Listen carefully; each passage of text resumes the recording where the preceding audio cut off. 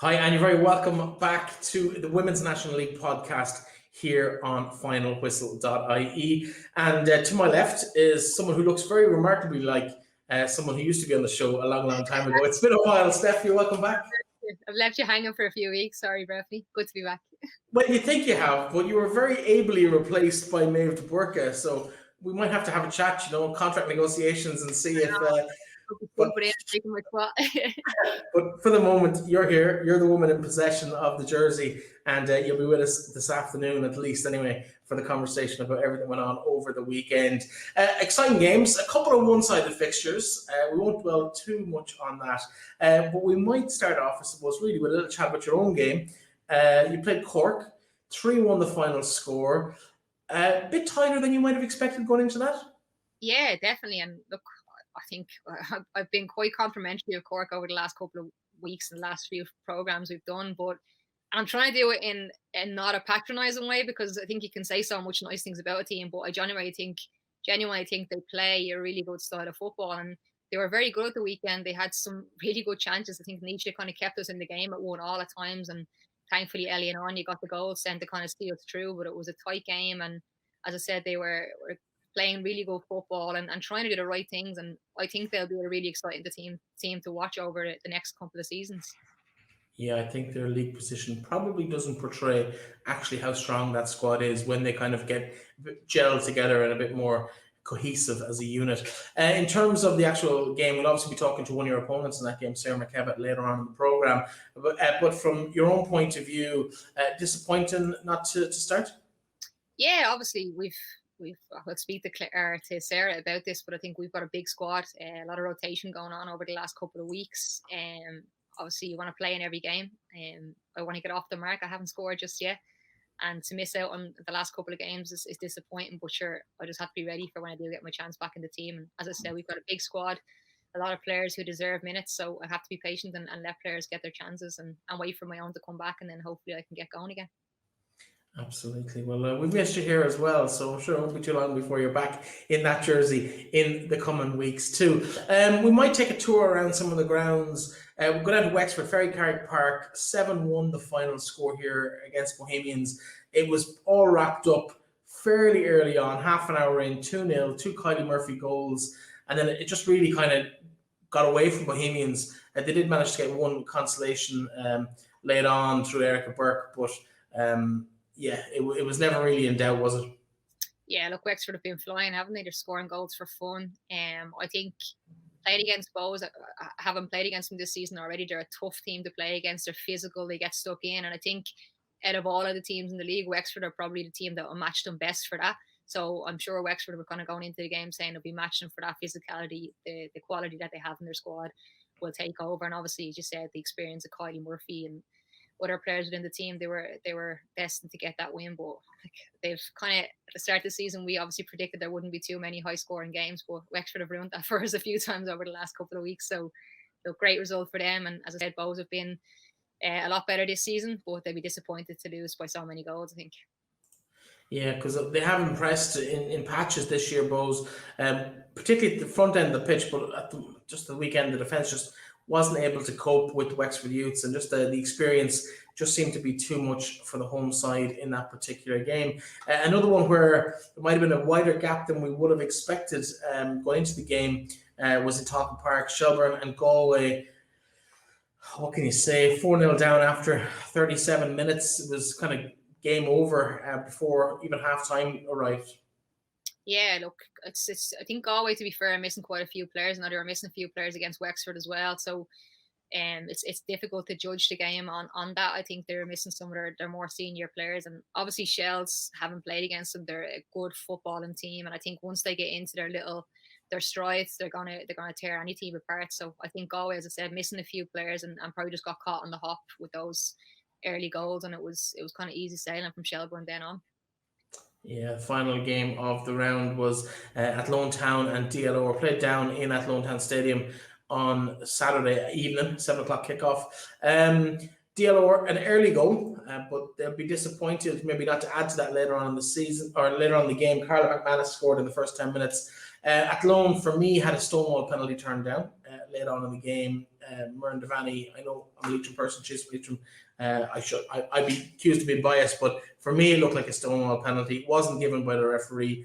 We've seen Athlone get those in the past, so maybe just a case of luck evening out in terms of referees' decisions. This time wasn't to be. They went down 1-0.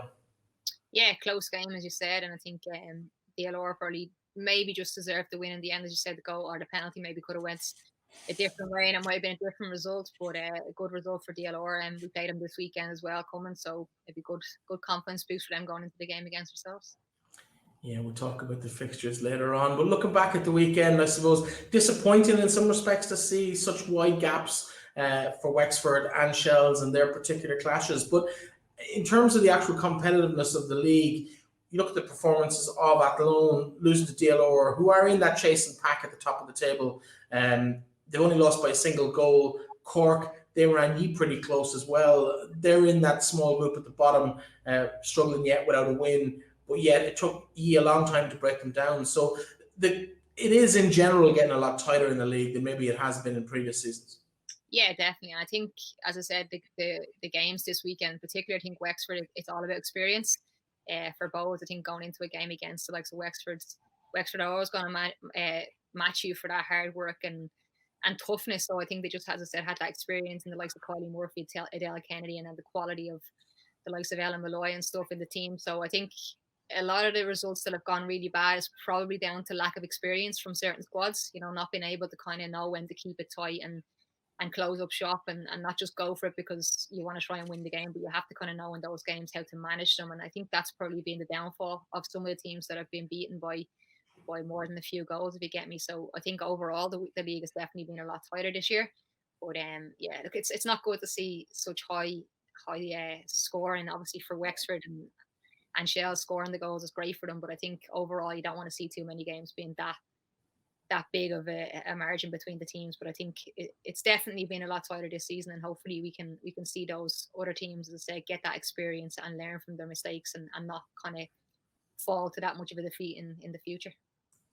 Yeah, I suppose in terms of the actual results and what impact that has on the league table, we might just take a look down through the table. At the top yourselves, Peamount United, 100% record, 18 points from your 6 games played so far. Wexford Youths are 2 points behind, albeit with a game extra played, 16 points there, while Shels sit 1 place further down, 15 points from their 6 games. DLR Waves on 13 points, and then there's a bit of a gap emerging between the next 5 teams. Galway, they lead that lower half of the table, 7 points. Bohemians on 4. Cork find themselves on 3, of course. They've played 7 games rather than the 6 of everybody else. And then Athlone on 2 and Treaty United on 1 point. This week, we look at the fixtures later on in the show, so we might have a chat maybe and see if we can get any dirt out of the game with former teammate of yours, Sarah McKevitt. I'm going to get dirt out of somebody this season. I don't know who it's going to be, but nobody's as squeaky clean as everyone's pretending you are, Steph. But we'll have a chat maybe with the new Cork City recruit and, of course, former P, Sarah McKevitt. Now, someone who we've mentioned on the show a couple of times joins us for the first time. Former Peamount player, teammate of Stephanie's, now plying her trade down in Cork on Leeside with Cork City Women's. And she's had a great start to the season. Opened her account on the score sheet last weekend as well. Sarah McKevitt joins us. Sarah, you're very welcome to the programme. Thanks very much. Thanks for having me. It's been a great start for Cork. There's been some really exciting games. A couple of results maybe didn't go your way, but on a personal note, you've impressed with some pretty fine performances. You must be happy with the change. So far, yeah, very happy with the change. I suppose I made the change with the intention of getting more game time. So luckily, so far, I have gotten plenty of game time, so I'm very happy with that. And it's a great team as well to be around. There's a lot of potential in the team, I suppose. So far, we haven't been very lucky with our results, but we are getting better each week. And even over the weekend playing Peamount, who are obviously one of the top clubs in the country, we did put it up to them in the first half and most of the second half, but unfortunately just didn't go our way in the end. But you can see that we are getting better each week every time we're playing. So hopefully next weekend we kind of progress even further and get our first win. Yeah.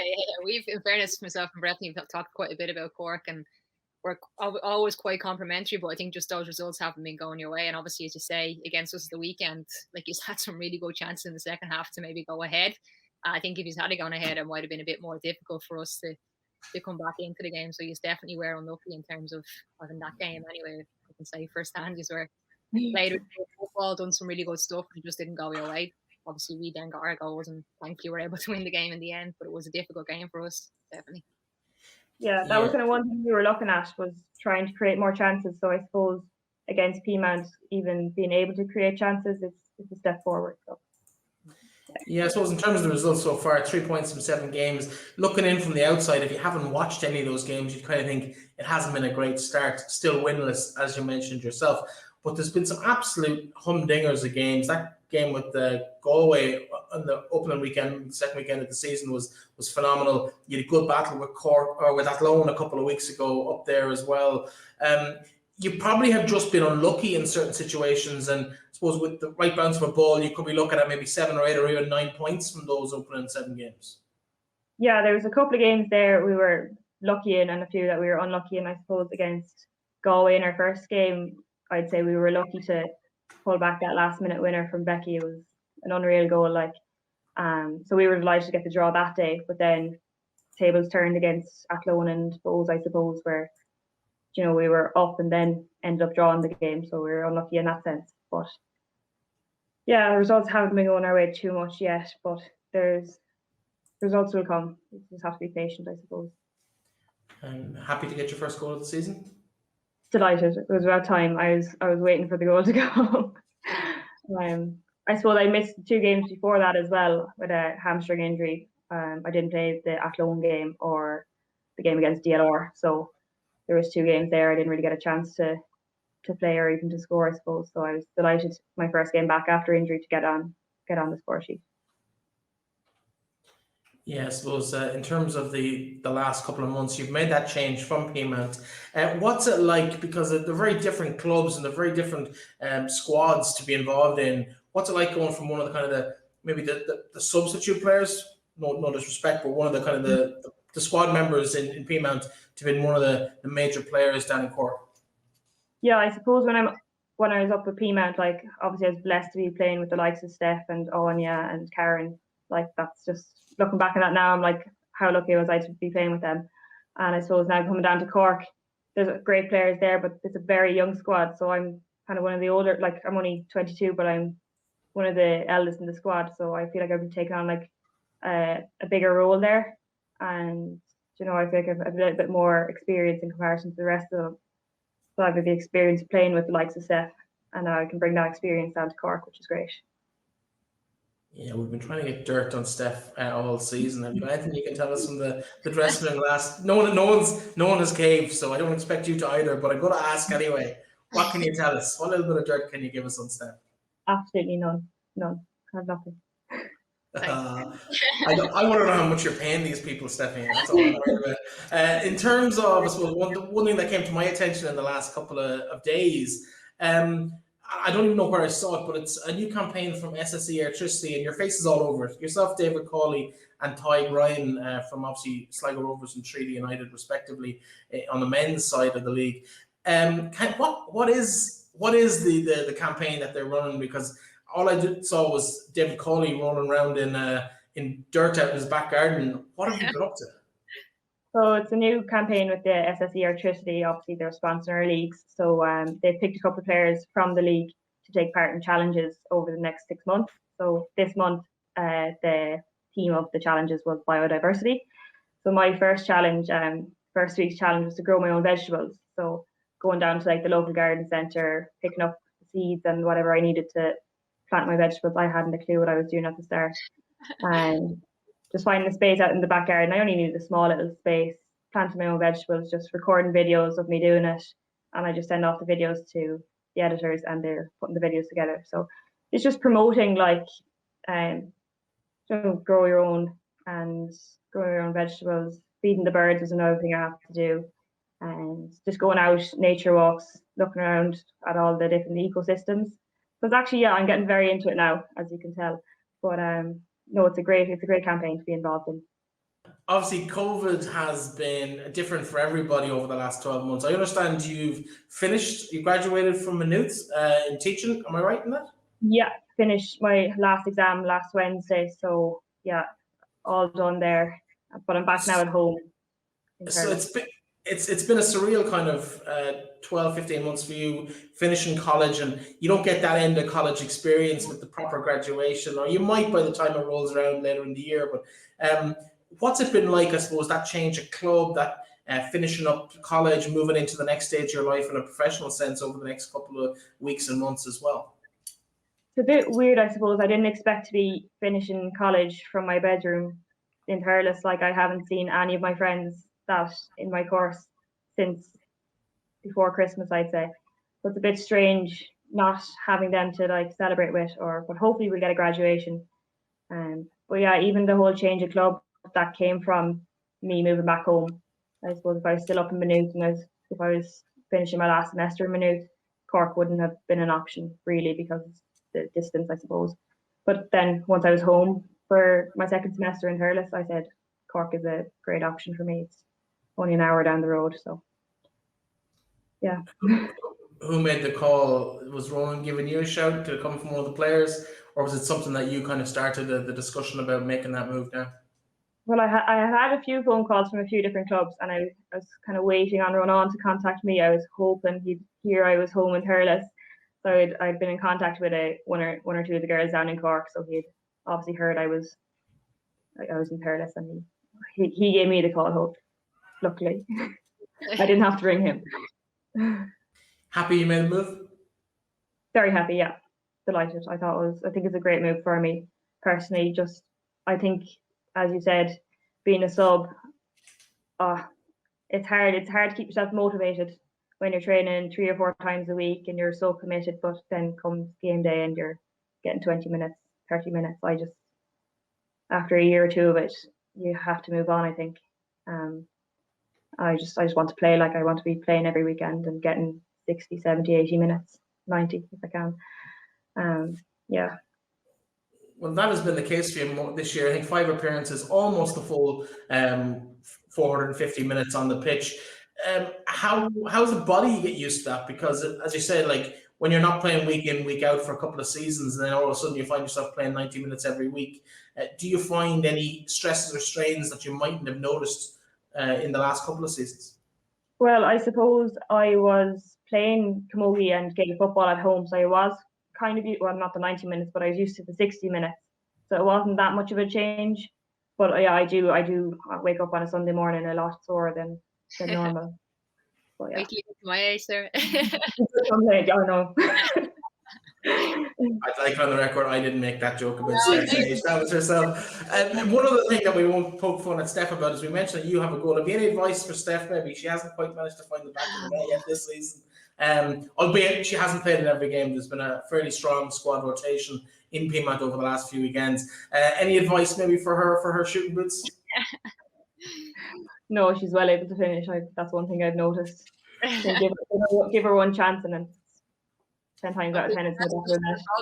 Getting that shot. I think I've had 3 shots in games I've played in. So yeah, no, I have to say, like, Sarah, from my point of view, obviously I only trained with you for the kind of COVID season as such, the short season that we played, and a lot of the girls obviously have moved on and gone and played somewhere else, and I think it's important for young players to be playing, so I think I have to respect your decision to go, and it's great to see you doing so well in Cork as well, and to be getting those minutes, because as I said, as a young player, that's the most important thing. It's about playing and getting your game time, and obviously Breifne's touched on it, like, we're still kind of rotating the squad quite a bit at Peamount, so it can be frustrating when you're not playing all the time, because obviously as a player you want to get that consistency, you want to be playing week in, week out. So for you now to be able to get your game time all the time and see you flourishing is good. So fair play to you, because I know it's not an easy decision to make, particularly to leave Peamount when we're winning pretty much every time. You know, that kind of a difficult decision to make.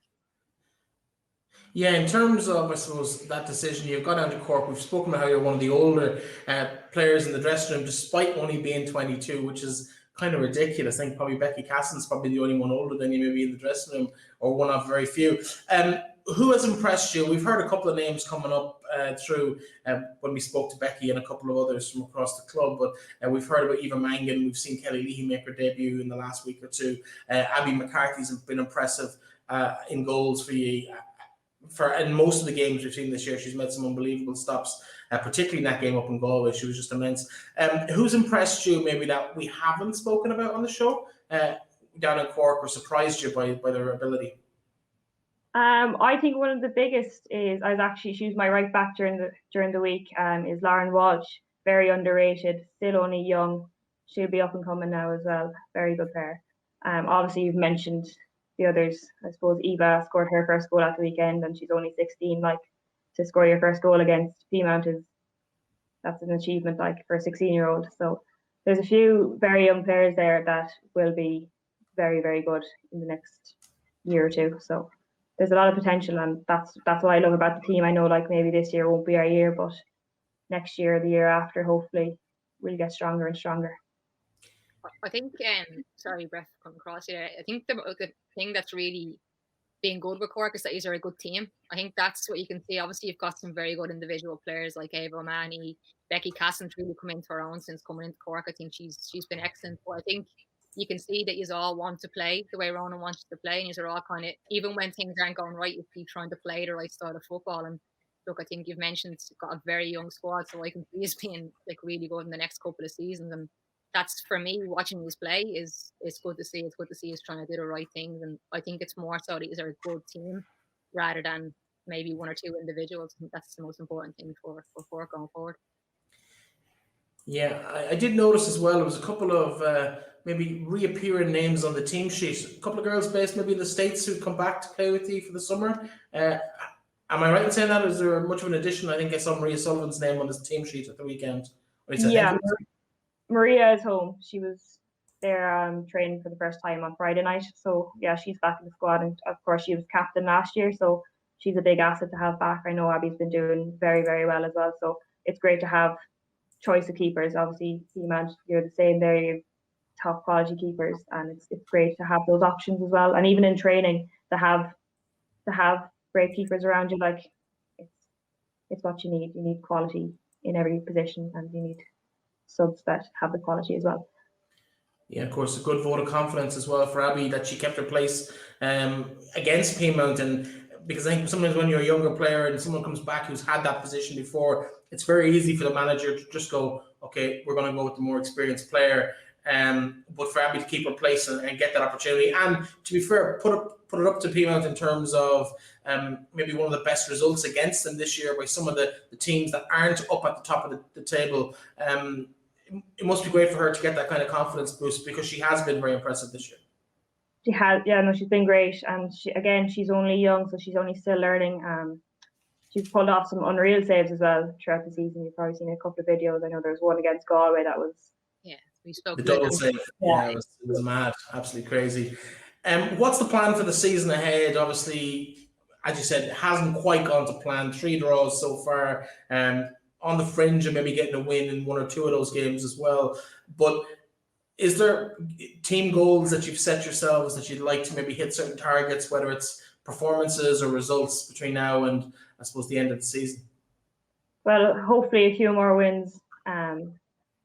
Like teams that we should be beating, or well, we could have beaten, will we be playing them again? So hopefully we get a result then. And even against the bigger teams, against the likes of your Peamount and your Shelburne, I feel like we should be able to get a result if we keep playing the way we're playing and getting better and better. So they're the kind of goals. Hopefully we have the cup games coming up as well. We could get lucky in a few of those games. So you never know. Steph, I can see by her eyes, she's going, not if I have anything to say about it. Sarah, before we let you go, what are you growing in the garden, or can you tell us that yet? Because we haven't seen that much detail on the SSE Airtricity campaign. Are you allowed to tell us? I can tell you, yeah. So I decided they said just pick 3, so I kind of went with lettuce, thinking it would be one of the easier ones. Lettuce, red cabbage, and radishes. I just thought, I don't know why, but well, I picked the radishes because they said they'd grow in 4 weeks, and I only had about 4 or 5 weeks to do it. So we're at the end of my next challenge next week, I think, is to actually make a meal out of what I've grown. So It'd probably be a salad by the sound of it. They said I can go. They said I can go to the farmers market as well and pick up some local produce. So I'll see what I can get my hands on. Yeah. Well, where can we keep an eye on all of this, by the way? If people are interested in keeping an eye on how you're growing and your diversity, your biodiversity is going? Well, I'm on the SSE Airtricity Instagram page. I know they have one video up. I'll probably start sharing it to my own account, just to keep everyone involved. So now that we've outed you, you're going to have to tell people you're doing it. Sarah McKevitt, listen, it's an absolute pleasure to follow your progress so far this year down on Leeside. The very best of luck to you and your Cork City teammates for the rest of the league season. We'll be keeping an eye on you as the season progresses. We'll talk to you soon. Thanks, Ronan. Thanks for having me. Sarah McKevitt there. She's going to be busy for the next couple of weeks and months growing things in the back garden. Do you have any green fingers yourself, Steph? No, I think I'd be interested in giving it a go now, to be honest. But no, I've never done that before. So I'll be interested to see how she gets on. Yeah, I've been wondering if what'll come out, because I'd be scared as to what would come out of the garden if I planted stuff in it. My dad's got great green fingers, but me, no. I'm an absolute disaster, and all of those kind of things. I could turn the camera around and show you the plant that's supposed to live in my office. I think it's been dead a little while now. Anyway, in terms of the fixtures for the weekend ahead, I suppose that's more in our interest to talk about that for the next few minutes. You're obviously a short trip, DLR Waves. It's probably more of a home game for you based on where you live than actually getting over to Greenogue. The Belfield Bowl, it's a nice venue to play in. Will you be coming home with all 3 points? Look, I think it's going to be a tough game. It's going to be as tough as, I'd say, our Wexford and Shelburne game. And we spoke highly about DLR, obviously my local team, as you mentioned. They've recruited really well in the off season, and they're going to be a difficult team to beat. So I'd say it's going to be a really good game. I think it could be the game of the weekend, if I'm honest. Yeah, I think so. And I'm not going to lie, I'm kind of hoping they beat you purely to keep the league interesting, because if they do beat you, Shels win, it means you've got 4 teams there, all played 7 games, 2 points between all 4 of you, and the league could be actually really, really interested to follow. Whether that's going to happen or not, I think that's probably my Well, we do our best to make sure it doesn't happen, don't we? Yeah, 100%. I think it's more my kind of, I suppose, just independent want for the league to stay as interesting as possible, and maybe yourselves not run away with it, or yourselves or Shels or whoever might compete at the top end for the year. Of course, Wexford, no game this weekend, but Shels are in action. They have also a close Dublin derby. They make the short trip to face the Bohemians. 2 squads that know each other quite well, Steph. Yeah, I think it's going to be an interesting game. I think we've mentioned the quality that Shels have within their team, and I think if they focus on just playing their game and doing what they're good at, they'll win the game, no problem. But as you mentioned, I think some of the players might know each other. There might be a bit of history there. If that gets into the players' heads, it might cause maybe a few ups or a little bit of an upset in the game and give Bows a chance. But I think Shels, as I said, have the quality to go in and win it. It's just, it could be a tight enough game if kind of those personal maybe battles cause the players to maybe kind of lose focus, if that makes sense. But I think, as I said, Shels, fantastic team, and I'll probably go in and look to play the way they always play and win the game. Yeah, 100%. I think it's going to be an interesting battle. I think it'll be a marker for Bohemians to maybe show that last week was a blip rather than maybe where people might actually put them at. And I think they could have a little bit of a kick. Do they have enough to overcome a Shels side? Possibly not, but I think they definitely won't be as disappointed coming off the pitch this weekend as they were possibly last weekend. Cork and Treaty, all Munster affair down in Turner's Cross. Sarah McKevitt obviously looking forward to that one with her teammates. Treaty, it hasn't really happened for them this year. I know we spoke to Niall a couple of weeks ago on the show. I think it was Maeve and myself had a chat with him. Actually, it was. He missed the joke about signing her. I don't know if he caught that. But he's spoken about the lessons he's learned on the sideline. Is this an opportunity for them maybe to get, well, one team is going to have to put their hand up and look for their first win of the season, but both teams at the moment still chasing that elusive first win? Yeah, I think we played against Treaty 3 weeks ago now at the stage, and I think they were quite good on the break. So I think that could be their chance to maybe nick something against Cork, because as I say, Cork kind of like to play that attacking style of football. So if they can get the ball forward quickly, they could catch Cork on the hop, and obviously on the big pitch in Turner's Cross there'll be gaps in space. But I think it's hard to look past Cork getting their first win. As I said, they were very good against us last weekend. A bit unfortunate not to come away with more, I think, if I'm honest, especially if they took the two chances they had. I think it was actually Sarah McKevitt had the shot, and I think Katie McCarthy had another shot as well, which was well saved by Nisha. So I think if they can get a couple of early goals, I think it could be their chance to get their first win of the season. And I think I have to go with Cork win that game, I think. Yeah, final game of the season, Galway versus Athlone. There's a lot of interlinked players in both of these squads, players who played for both teams at this stage. I think Athlone signed 4 or 5 girls from Galway in pre-season. There's a few going back, maybe with a point to prove to Galway. Should Galway be too strong to see them off, or can Athlone really put it up to them? Well, I think from Athlone's point of view, they've got to look at Galway's previous results. Things haven't been going quite well for them. I'm not sure how they'll be fixed this weekend in terms of their players, but now they've been missing a couple of their players. So it could be a chance for Athlone to maybe catch Galway on the hop, but I think it will be an interesting game. And I think on the other end of it, I think Galway will be looking to try and get back a bit of pride and come back from those difficult defeats they've had recently. So it's going to be an interesting game again, and it'll be hard to call that one. I'll probably maybe just go with Galway based off maybe past results between the two sides and the players that they have, if they have their full squad. But it's going to be an interesting game, definitely. Yeah, I know they've been without their top scorer for the last couple of weeks. And Rachel just has picked up a bit of a niggle, so she hasn't been playing. So if Rachel Kearns is back, they have some chance of doing some damage. But I think if she's not there, it could be a much more even game than Galway might like it to be. And I fancy Athlone maybe to even snatch a draw coming out of the Imedici Park on Saturday. In terms of the season overall, we're coming up to the mid-season break. Who has surprised you the most, Steph?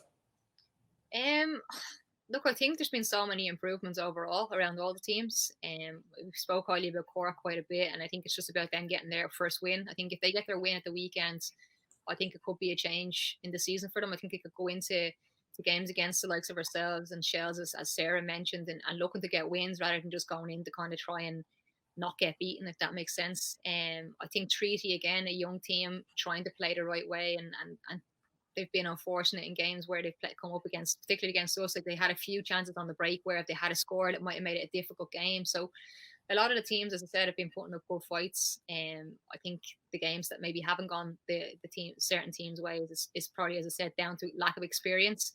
And that will come from playing in the league over the next couple of seasons. But I have to say, probably DLR are probably the surprise team for me. I think I spoke highly about them before the start of the season, but I think they've lived up to expectations. They've competed in every game they've played in, and they're in a good position going into the game against ourselves at the weekend. So I'd say DLR are probably the team who have impressed me so far this season.